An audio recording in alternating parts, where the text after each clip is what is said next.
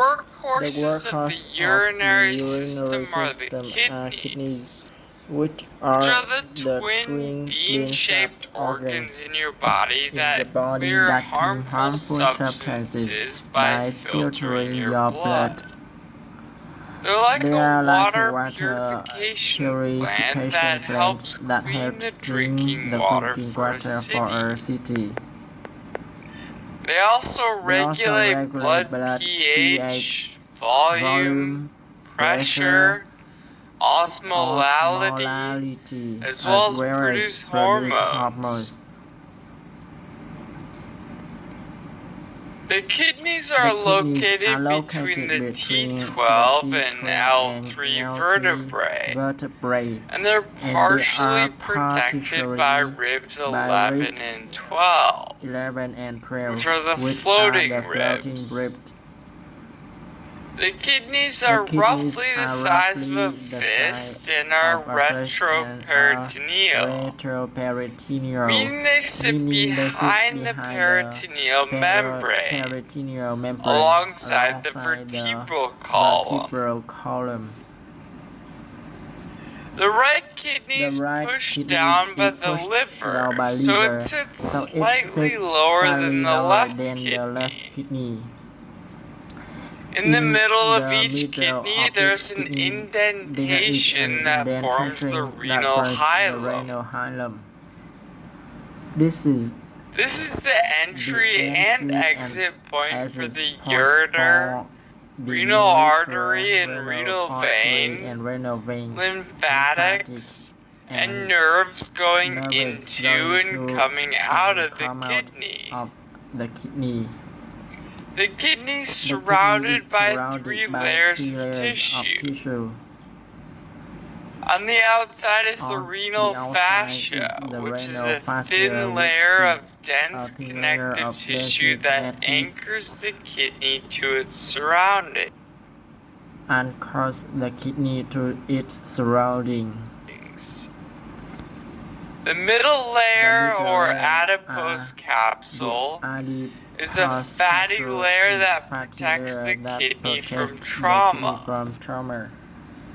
And the deepest layer, called the renal capsule, is a smooth, transparent sheet of dense connective tissue that gives the kidney its distinctive shape. If you take a cross-section of the kidney, there are 2 main parts. The inner portion is the renal medulla, and the outside rim is the renal cortex. The medulla is made up of 10 to 18 renal pyramids, with the base of the pyramids facing the renal cortex and the tips of the pyramid, called renal papilla, or nipples, pointing toward the center of the kidney.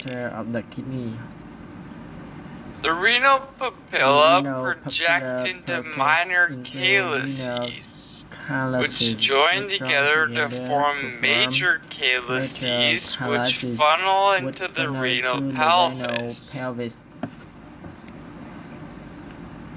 Urine collects in the renal pelvis and then heads out of the kidney through the ureter. The renal cortex can be divided into an outer cortical zone and an inner juxtamedullary zone. There are also sections of the cortex called renal columns, which extend down into the medulla, separating the renal pyramids from each other.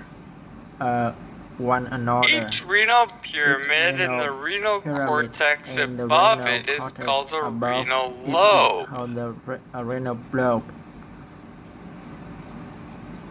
So an adult's kidneys filter about 150 liters of blood every day. If we assume that there are 5 liters of blood in the body, that means that the entire blood volume gets filtered about 30 times a day, which is more than once every hour.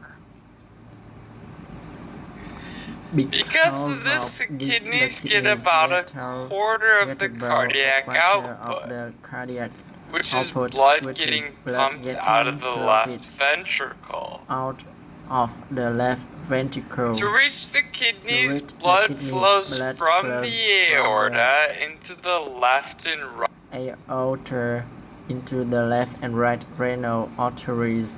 Right renal arteries.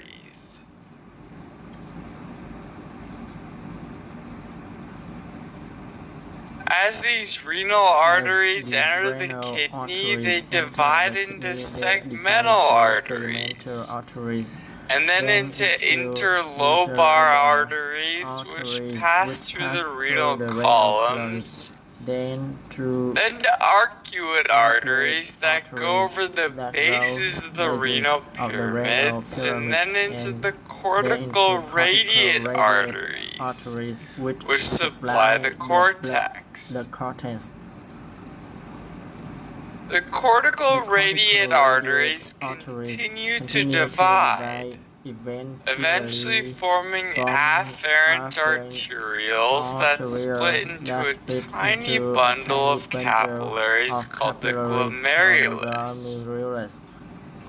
And the glomerulus is the site where blood filtration starts. Interestingly, once the blood leaves these glomeruli, it doesn't enter the venules.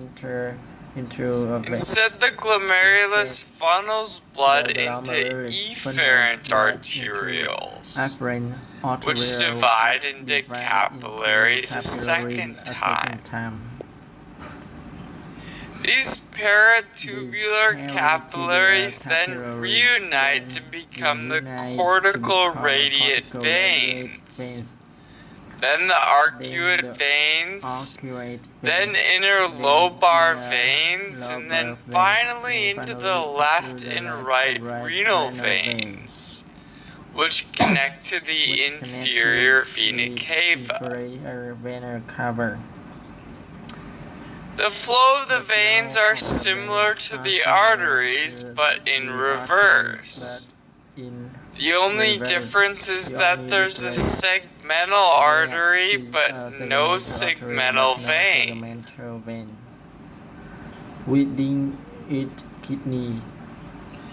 Within each kidney, there are about 1 million nephrons. And each nephron is made up of a renal corpuscle and a renal tubule.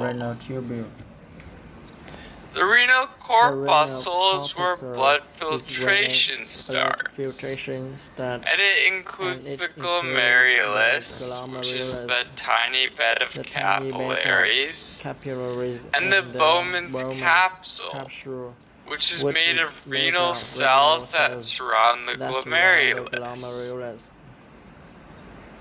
As blood flows into the glomerulus, water and some solutes in the blood, like sodium, are able to pass through the endothelial lining of the capillary, move across its basement membrane, through the epithelial lining of the nephron, and finally into the Bowman space of the nephron itself, at which point it's called filtrate. The epithelium of the nephron is made of specialized cells called podocytes, which wrap around the basement membrane like the tentacles of an octopus. Between these tentacle-like projections are tiny gaps called filtration slits that act like a sieve, allowing only small particles like water, glucose, and ionic salts to pass through. while blocking blocking large large proteins in proteins red and blood red cells. As the filtrate leaves the Bowman's capsule, it flows into the renal tubule, which is surrounded by the peritubular capillaries. Now, before we dive too far